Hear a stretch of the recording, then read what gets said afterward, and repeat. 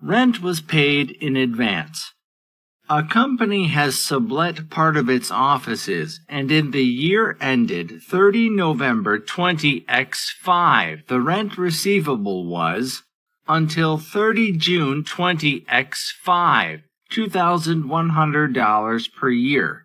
From 1 July 20X5, $3,000 per year.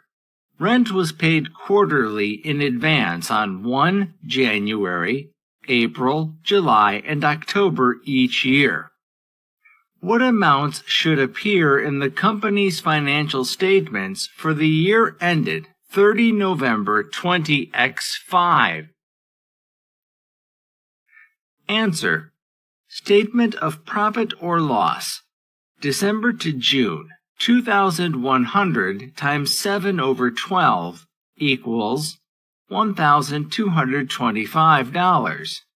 July to November, 3,000 times 5/12, $1,250. Rent receivable, $2,475.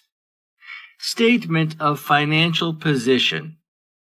Sundry payables, 3,000 times 1/12 equals $250.